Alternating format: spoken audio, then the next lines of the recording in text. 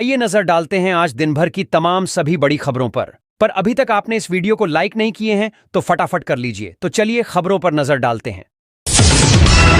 आशीर्वाद और कोपभाजन में कैसे फंसी है झारखंड सरकार की मैया सम्मान योजना, जानिए इस रिपोर्ट में। झारखंड सरकार की महत्वाकांक्षी मैया सम्मान योजना में जिन लाभुकों को पैसा पहुंच रहा है वह तो कह रही है कि जियो हेमंत सरकार की आयु लंबी हो, जिससे कि उन्हें पैसा मिलता रहे। लेकिन ठीक इसके उलट जिन महिलाओं के खाते में किसी न किसी तकनीकी कारणों से राशि नहीं पहुंच रही है वह सरकार को पानी पी पी कर कोस भी रही है।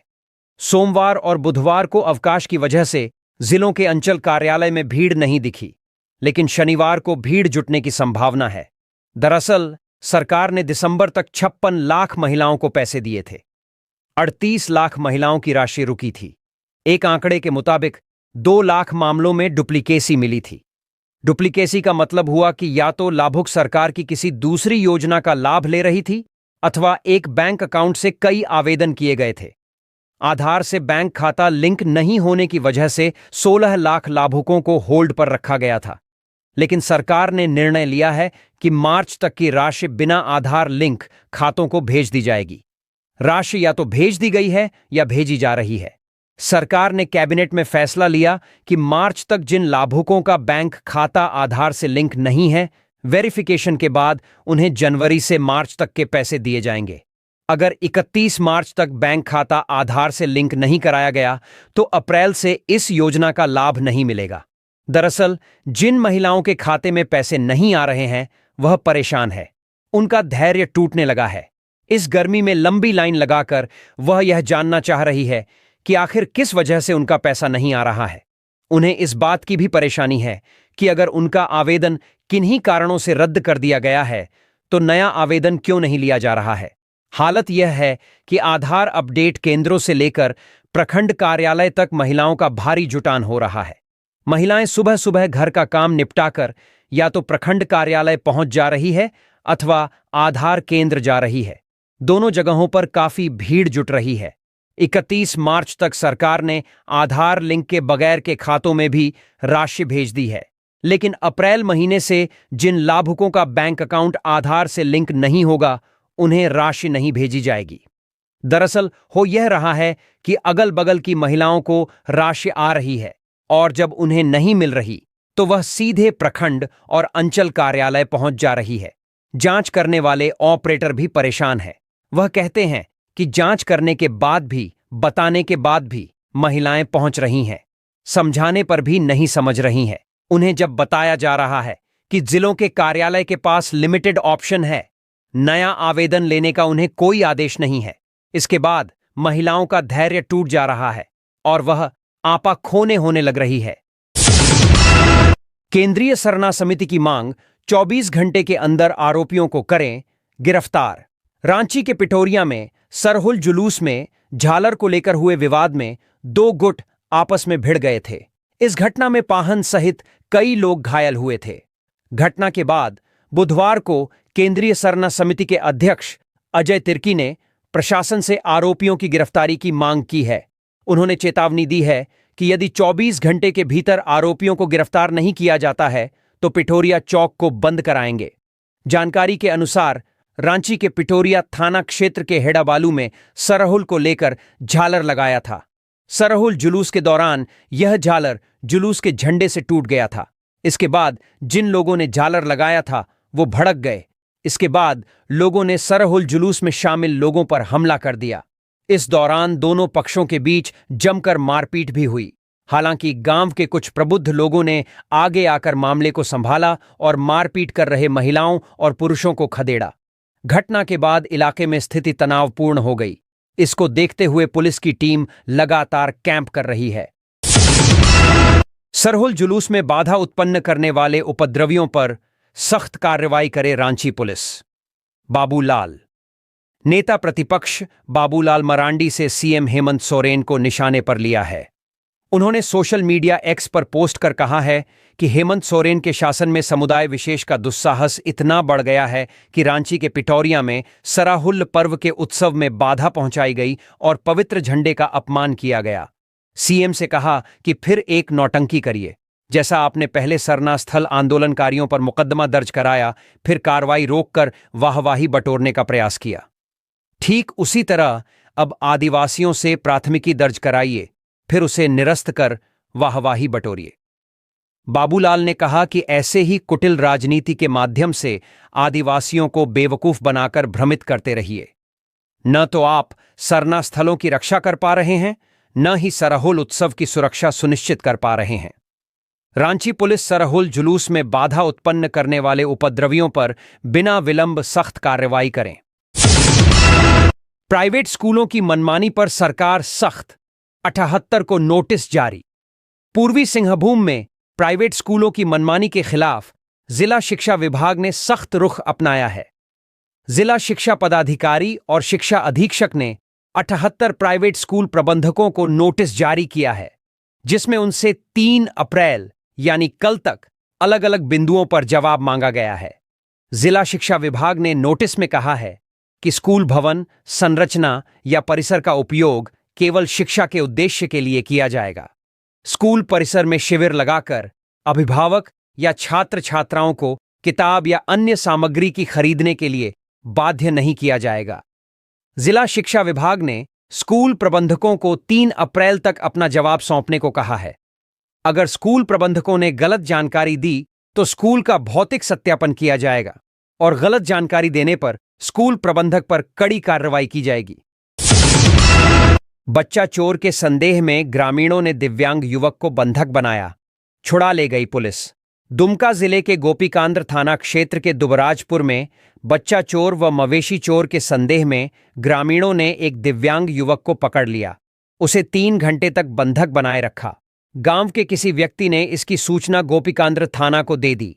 सूचना मिलते ही पुलिस गांव पहुंची और युवक को ग्रामीणों के चंगुल से छुड़ाकर थाना ले गई। बताया गया कि दिव्यांग यानी मूक बधिर युवक दुबराजपुर गांव के समीप जंगल में घूम रहा था। तभी यह अफवाह फैली कि उक्त युवक बच्चा व मवेशी चोर है। इसके बाद ग्रामीणों ने युवक को पकड़ लिया और उसे ग्राम प्रधान के समक्ष प्रस्तुत किया। युवक को 3 घंटे बंधक बनाकर पूछताछ की गई। मूक बधिर होने के कारण युवक कुछ बोल नहीं पा रहा था।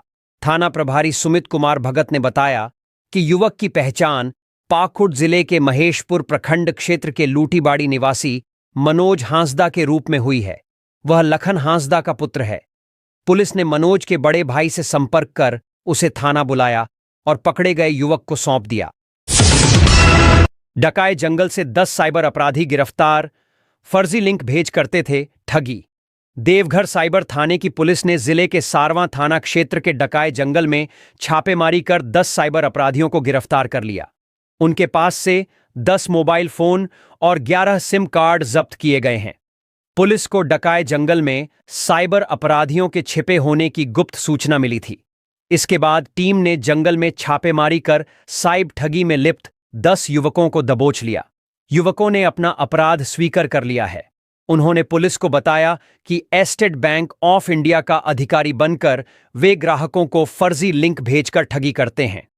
गिरफ्तार आरोपियों में पाथरौल थाना क्षेत्र के पितौंजिया गांव निवासी विकास कुमार दास, टिकैत कुमार दास, लेडवा गांव निवासी विकास कुमार दास, अरविंद कुमार दास, कुंदन कुमार दास, पनियारा गांव का कन्हैया कुमार दास, दुधवाजोरी का विशु महारा, सारठ थाना क्षेत्र के नया खरना गांव का रुपेश कुमार दास, पथरड्डा ओपी क्षेत्र के गोबरशाला गांव का देवदास महाराव करौं, थाना क्षेत्र के करौं गांव का सानू कुमार मंडल शामिल हैं।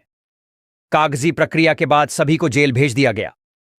पुलिस अधिकारी ने बताया कि गिरफ्तार युवक पीएम किसान योजना के लाभुकों को फोन कर योजना का लाभ दिलाने का झांसा देकर फर्जी लिंक भेजकर ठगी करते थे।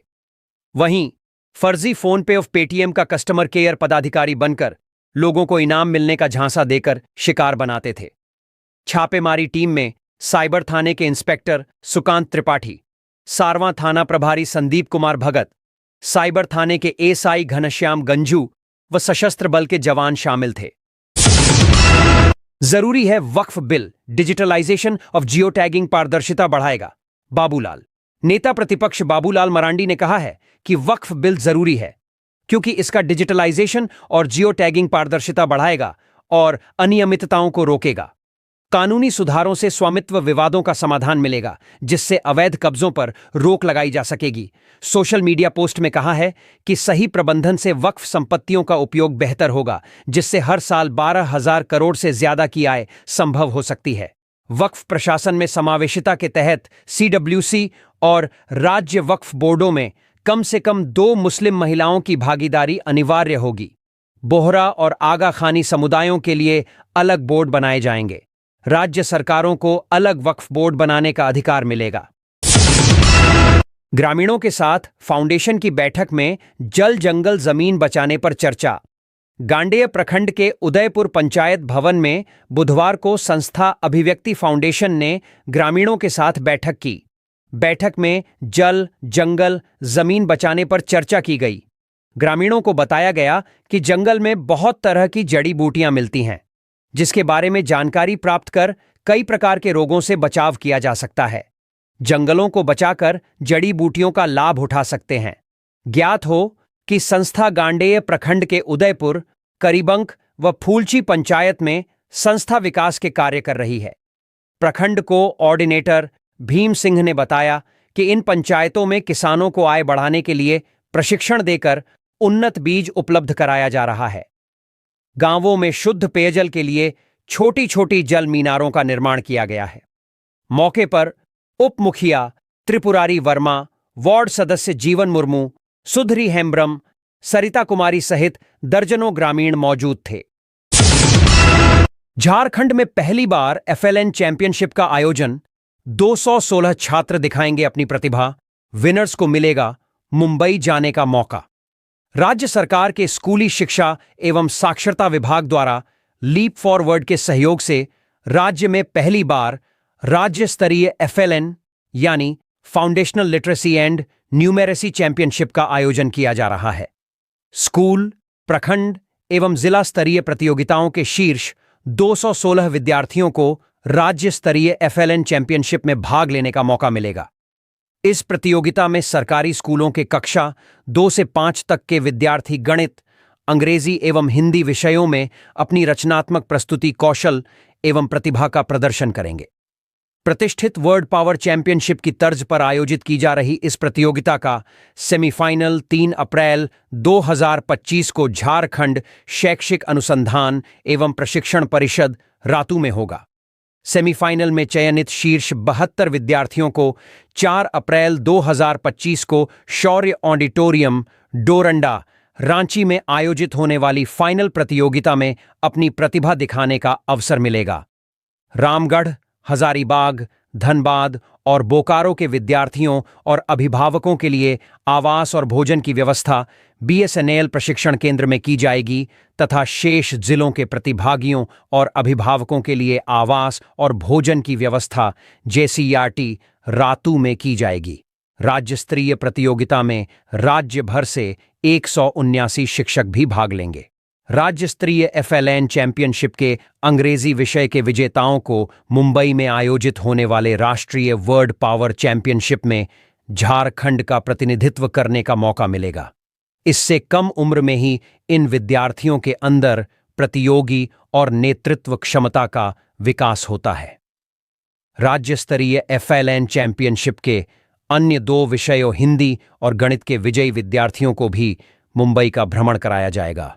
विद्यार्थियों के मुंबई आवागमन एवं मुंबई में आवासन का पूरा प्रबंध राज्य सरकार का स्कूली शिक्षा एवं साक्षरता विभाग करेगा।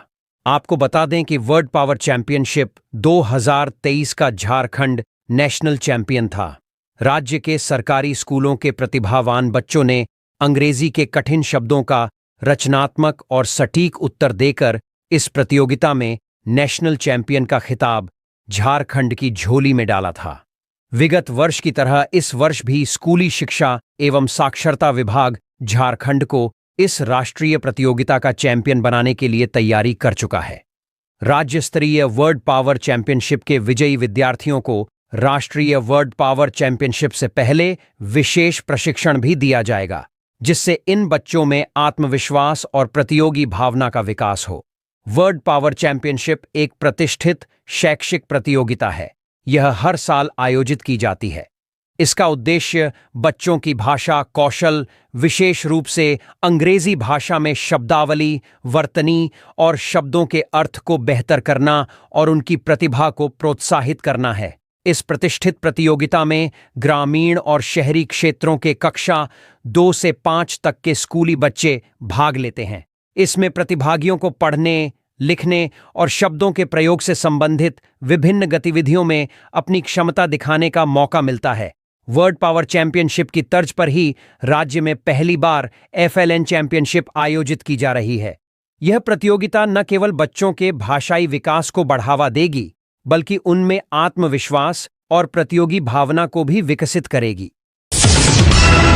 पत्थरबाजों को चेतावनी देने वाले SI को सस्पेंड करने के बाद पसरा नया बखेड़ा, जानिए पूरा मामला। पर्व त्योहारों में झारखंड ही नहीं, कई प्रदेशों में पत्थरबाजी होने की घटना आम हो गई है। पत्थरबाजी होने की घटना से रामगढ़ जिला भी अछूता नहीं है। यह मामला सड़क से सदन तक गूंजता रहा है, लेकिन इस बार रामनवमी से पहले पत्थरबाजी रोकने का प्रशासनिक प्रयास पर चर्चा तेज हो गई है।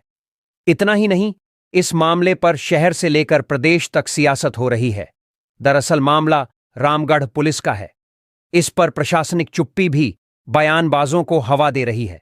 रामनवमी से पूर्व रामगढ़ में पत्थरबाजी के खिलाफ जनता को जागरूक किया गया। एहतियात को लेकर शहर में प्रशासनिक सहमति पर अनाउंसमेंट कराए गए। इस दौरान यह चेतावनी दी गई कि त्योहारों में पत्थरबाजी करने वालों पर सख्त कार्रवाई की जाएगी। इस मौके पर कई वर्दीधारी भी मौजूद रहे। अनाउंसमेंट की शिकायत पर अचानक कार्रवाई हुई। यहां के SP की ओर से रामगढ़ थाने में पदस्थापित एक SI को लाइन हाजिर किए जाने का मामला सामने आया। फिलहाल सोशल मीडिया में ASI के निलंबन का मामला खूब वायरल हो रहा है। लोग इस पर सवाल खड़े कर रहे हैं। ASI के निलंबन का सवाल सोशल मीडिया पर चर्चा का विषय बना हुआ है। लोग इस पर तरह तरह की प्रतिक्रियाएं दे रहे हैं। लाइन हाजिर किए गए रामगढ़ के इस ASI के पक्ष में न सिर्फ हिंदू संगठन आया है, बल्कि नेता प्रतिपक्ष बाबूलाल मरांडी भी अब आ गए हैं। मरांडी भी ASI को सस्पेंड करने का कारण पूछ रहे हैं। सोशल मीडिया पर एक ओर जहां ASI सुजीत सिंह का अनाउंसमेंट करता हुआ वीडियो वायरल हो रहा है, वहीं सोशल मीडिया के विभिन्न पेज और हैंडल्स पर ASI के लाइन हाजिर होने की खबर खूब वायरल हो रही है। ASI सुजीत सिंह का क्या है गुनाह पूछ रहा है, रामगढ़ चर्चा में है। इस मामले पर नेता प्रतिपक्ष बाबूलाल मरांडी भी अपने ट्विटर हैंडल से कहा है कि जानकारी मिली है। कानून व्यवस्था बनाए रखने के उद्देश्य से की गई अपील के कारण रामगढ़ थाने में तैनात ASI सुजीत कुमार को लाइन हाजिर कर दिया गया है। अपील सुनने के बाद कहीं से भी ऐसा नहीं लगता है कि ASI ने किसी विशेष जाति या धर्म को निशाना बनाकर आपत्तिजनक टिप्पणी की है। यह जानना जरूरी है कि इस पुलिसकर्मी को दंडित करने का कारण क्या था और यह निर्णय किसके निर्देश पर लिया गया। हेमंत सोरेन जी उक्त मामले को संज्ञान लेकर उचित कार्यवाही सुनिश्चित करें। यदि इसी तरह की तुष्टीकरण की राजनीति के चलते कर्तव्यनिष्ठ पुलिसकर्मियों को दंडित करने की कार्रवाई होती रही, तो समाज में अमन चैन और सौहार्द बनाए रखना कैसे संभव होगा। इधर आम लोग भी पोस्ट कर ASI पर हुई कार्रवाई पर सवाल उठा रहे हैं। आंदोलन की चेतावनी के साथ सुजीत कुमार सिंह के लाइन हाजिर करने के आदेश को वापस लेने की मांग की जा रही है। सराहुल जुलूस पर हिंसक झड़प, बाबूलाल मरांडी ने हेमंत सरकार को किया घेरा, मांगी निष्पक्ष जांच। रांची के पिठौरियों में सराहुल जुलूस में झालर को लेकर हुए विवाद में 2 गुट आपस में भिड़ गए। इस दौरान पाहन सहित कई लोगों से मारपीट भी की गई। इसका वीडियो सोशल मीडिया पर खूब वायरल हो रहा है। घटना के बारे बताया जा रहा है कि सराहुल जुलूस के दौरान गांव में ही लगाया गया झालर जुलूस के झंडे से टूट गया। झालर दूसरे पक्ष के द्वारा लगाया गया था। वहीं झालर टूटने से नाराज लोगों ने सराहुल जुलूस में जा रहे लोगों पर हमला कर दिया। इस दौरान जमकर मारपीट भी हुई। वहीं इस घटना को लेकर नेता प्रतिपक्ष बाबूलाल मरांडी ने हेमंत सरकार पर हमला बोला है। उन्होंने X पर वीडियो साझा करते हुए लिखा है कि हेमंत सोरेन के शासन में समुदाय विशेष का दुस्साहस इतना बढ़ गया है कि कल रांची के पिठौरिया में सराहुल पर्व के उत्सव में बाधा पहुंचाई गई और पवित्र झंडे का अपमान किया गया। आगे लिखा, हेमंत जी, फिर नौटंकी करिए, जैसे आपने पहले सरना स्तन आंदोलकारियों पर मुकदमा दर्ज कराया, फिर कार्रवाई रोककर वाहवाही बटोरने का प्रयास किया। ठीक उसी तरह अब आदिवासियों से प्राथमिकी दर्ज कराइए, फिर उसे निरस्त कर वाहवाही बटोरिए, और ऐसे ही कुटिल राजनीति के माध्यम से आदिवासियों को बेवकूफ बनाकर भ्रमित करते रहिए। आगे लिखा, न तो आप सरना स्थलों की रक्षा कर पा रहे हैं, न ही सरहुल उत्सव की सुरक्षा सुनिश्चित कर पा रहे हैं। रांची पुलिस सरहुल जुलूस में बाधा उत्पन्न करने वाले उपद्रवियों पर बिना विलंब सख्त कार्रवाई करें। झारखंड में मौसम का अलर्ट, तूफानी बारिश और तेज हवाओं का कहर, जाने अपने शहर का मौसम पूर्वानुमान। झारखंड में इन दिनों तपती गर्मी ने लोगों का जीना मुहाल कर रखा है। राजधानी रांची समेत राज्य के कई इलाकों में 12 बजे के बाद सड़कों पर कम ही लोग दिखाई देते हैं, क्योंकि तेज धूप के कारण आमजनों का हाल बेहाल हो गया है। लेकिन अब राहत के संकेत मिलने लगे हैं। मौसम विज्ञान केंद्र रांची के अनुसार अगले 3 दिनों तक, यानी 2, 3 और 4 अप्रैल को राज्य के मौसम में तूफान और बारिश का डबल अटैक हो सकता है। मौसम विभाग के अनुसार झारखंड के उत्तर पश्चिमी क्षेत्रों में पलामू, चतरा, गढ़वा, कोडरमा, लातेहार और लोहरदगा के अलावा रांची, रामगढ़, हजारीबाग, गुमला, खूंटी और बोकारो समेत दक्षिणी क्षेत्र के पूर्वी और पश्चिमी सिंहभूम, सिमडेगा और सरायकेला खरसावां में तूफान और बारिश का रौद्र रूप देखने को मिल सकता है। मौसम विभाग ने इन जिलों में 40 से 50 किलोमीटर प्रति घंटे की रफ्तार से तेज हवाएं चलने की संभावना जताई है। कुछ क्षेत्रों में यह हवा 60 किलोमीटर प्रति घंटे तक पहुंच सकती है। इस दौरान मेघ गर्जन यानी बिजली कड़कने और भारी बारिश की संभावना भी जताई जा रही है। इसे ध्यान में रखते हुए मौसम विभाग ने ऑरेंज अलर्ट जारी किया है और लोगों से बेवजह बाहर न निकलने की अपील की है। मौसम के इस बदलाव को देखते हुए किसानों के लिए भी चेतावनी जारी की गई है। विशेषज्ञों के मुताबिक इस दौरान खेतों में लगी फसल को नुकसान होने का खतरा है, खासकर यदि तूफान और बारिश अधिक तीव्रता से होती है।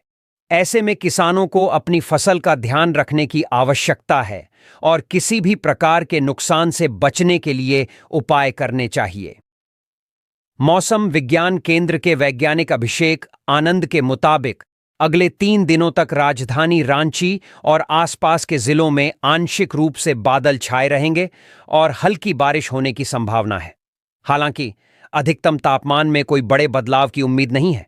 यह तापमान लगभग 34 से 35 डिग्री सेल्सियस के आसपास रहेगा। पिछले 24 घंटे के दौरान झारखंड का मौसम शुष्क रहा। सबसे अधिक अधिकतम तापमान जमशेदपुर और बोकारो थर्मल में 39.1 डिग्री सेल्सियस दर्ज किया गया। वहीं न्यूनतम तापमान चतरा में 14.6 डिग्री सेल्सियस रहा। रांची का अधिकतम तापमान 34.8 डिग्री सेल्सियस और न्यूनतम तापमान 18.2 डिग्री सेल्सियस रिकॉर्ड किया गया। झारखंड की बेटियों का हॉकी में कमाल। सीनियर भारतीय महिला हॉकी टीम में 8 झारखंडी खिलाड़ियों का चयन। सिमडेगा की 6 बेटियों ने बढ़ाया मान। हॉकी इंडिया ने आगामी अंतर्राष्ट्रीय हॉकी प्रतियोगिताओं के लिए सीनियर भारतीय महिला हॉकी टीम की 40 महिला हॉकी खिलाड़ियों के कोर ग्रुप बनाया है। इन 40 सदस्यीय कोर ग्रुप में सिमडेगा जिला के 6 सहित झारखंड के 8 खिलाड़ी शामिल किए गए हैं। सीनियर भारतीय महिला हॉकी टीम के कोर ग्रुप में शामिल 40 खिलाड़ियों का हॉकी इंडिया का विशेष प्रशिक्षण शिविर के उपरांत इन्हीं 40 में से चयनित खिलाड़ी अंतर्राष्ट्रीय प्रतियोगिताओं में भारत की महिला हॉकी टीम का प्रतिनिधित्व करेंगे। हॉकी सिमडेगा के अध्यक्ष मनोज कोनबेगी ने सभी खिलाड़ियों को बधाई देते हुए कहा कि 40 भारतीय महिला हॉकी टीम में सिमडेगा जिला के 6 सहित झारखंड के 8 खिलाड़ी, यानी कुल का 20% खिलाड़ी झारखंड के और उनमें से 15% सिमडेगा जिला की है, जबकि भारत की कुल जनसंख्या का मात्र 0.42% जनसंख्या सिमडेगा जिला का है। यदि हमारे पड़ोसी जिला सुंदरगढ़ ओडिशा जैसे हर 10 किलोमीटर में एस्ट्रोटर्फ स्टेडियम की सुविधाएं मिल जाएं, तो भारतीय टीम को 100% खिलाड़ी देने की क्षमता रखता है हमारा सिमडेगा। झारखंड के इन 8 खिलाड़ियों में से 6 खिलाड़ी सलीमा टेटे, संगीता कुमारी, ब्यूटी डुंगडुंग, दीपिका सोरेंग, महिमा टेटे और अंजना डुंगडुंग सिमडेगा जिला की तथा 2 खिलाड़ी निक्की प्रधान और अलबेला रानी टोप्पो खूंटी जिला की है। सलीमा टेटे और महिमा टेटे दोनों सगी बहन हैं। झारखंड के इतिहास में संभवतः यह पहला अवसर जब 2 सगी बहनों की जोड़ी एक साथ सीनियर भारतीय महिला हॉकी टीम के कोर ग्रुप में शामिल है। अंजना डुंगडुंग की बड़ी बहन अलका डुंगडुंग भी पूर्व में जूनियर भारतीय महिला हॉकी टीम का प्रतिनिधित्व कर चुकी है। महिमा, अंजना और अलबेला रानी को पहली बार सीनियर भारतीय टीम के कोर ग्रुप में शामिल किया गया है, जबकि निक्की, सलीमा, संगीता, ब्यूटी और दीपिका सोरेंग पूर्व से ही कोर ग्रुप में थी। वैसे महिमा टेटे पूर्व में जूनियर भारतीय महिला हॉकी टीम का हिस्सा रह चुकी है। झारखंड के 8 महिला खिलाड़ियों को एक साथ सीनियर भारतीय महिला हॉकी टीम कोर ग्रुप में शामिल किए जाने पर हॉकी इंडिया के महासचिव सह हॉकी झारखंड के अध्यक्ष भोलानाथ सिंह, जिला खेल पदाधिकारी प्रवीण कुमार, हॉकी सिमडेगा के अध्यक्ष मनोज कोनबेगी, पंखरासियुस टोप्पो, सुनील तिर्की, कमलेश मांझी, एल्शन किडो, बसंत बा, वेद प्रकाश, तारिणी कुमारी, कुबूल भेंगरा, करिश्मा परवार, प्रतिमा तिर्की, बलबीर प्रसाद, रोहित बेसरा, फादर बेनेफिक कुजूर, फादर पॉलुस बागे, टिंटूस बड़ा सहित हॉकी सिमडेगा और जिला खेलकूद विभाग के समस्त पदाधिकारियों ने बधाई और शुभकामना दी है। तो ये थी आज की कुछ मुख्य बड़ी खबरें। जुड़े रहे इस चैनल के साथ। ऐसे ही आपको इस चैनल के माध्यम से झारखंड की तमाम छोटी बड़ी खबरों का अपडेट मिलता रहेगा। मिलते हैं फिर से अगले वीडियो में, तब तक हमें इजाजत दीजिए। जोहार।